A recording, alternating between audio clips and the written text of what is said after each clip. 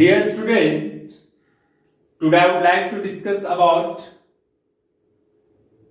English Core Class 12 Section C Literature Poetry section. In today's class, we will study poetry My Mother at 66. Before that, I have uploaded a video about the question answer of the last lesson, the first chapter of prose section. Now in today's class, I am going to give detailed explanation of the poetry My Mother at 66. And before starting this poetry, we must know about the poet Miss Kamala Das.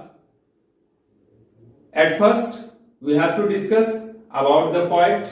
Kamala Das was born in 1934. Kamala Das का जन्म 1934 में हुआ था इन मालाबार केरला।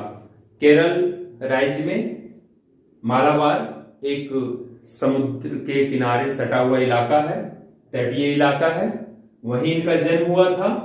हर works are known for their originality.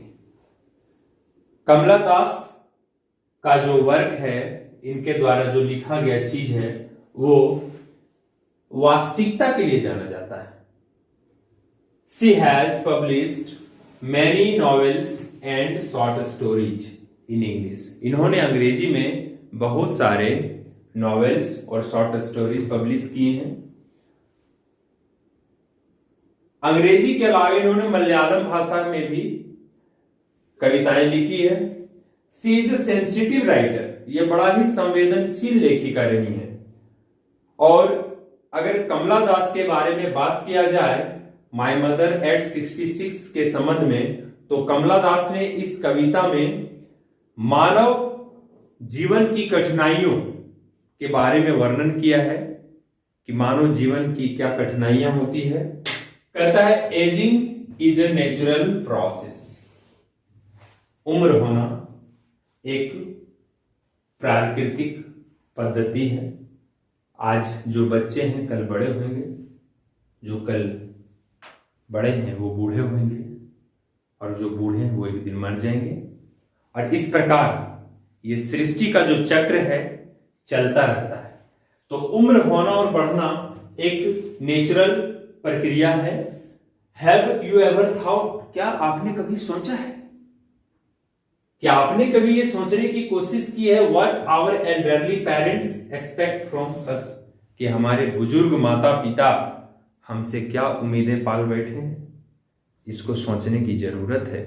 Kamala दास ने इन्हीं सब चीजों पे अपना विचार प्रकट किया है इस पोएट्री के माध्यम से। ये बड़ा ही एक संवेदनशील कविता है जिसके बारे में हम सबों को आज पढ़ के विचार करने की जरूरत है। पोएट्री को आगे पढ़ने से पहले इसके कुछ शब्दों के बारे में जान लेंगे।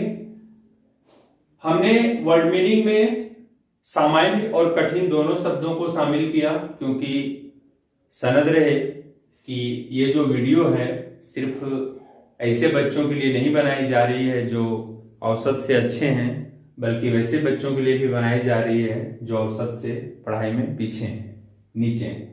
तो हमने सामान्य शब्दों को भी इसमें शामिल किया है।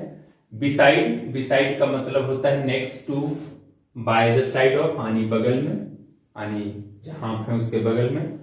डोज का मतलब हुआ स्लीप लाइटली, यानी ऊँघना, यानी नींद की अनुभूति होना। एसेन मतलब होता है पेल, यानी पीला, यानी मुरझाया हुआ, यानी किसी भी चीज के मरने खत्म होने का सूचक। कॉर्प्स का मतलब डेड बॉडी, यानी शव। स्प्रिंटिंग मतलब रनिंग फास्ट, तेजी से दौड़ते हुए।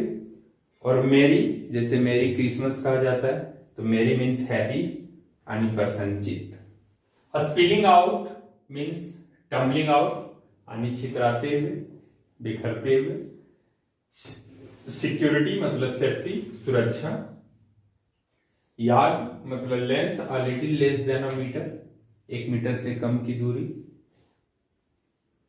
वेन यानी कलरलेस, रंगहीन।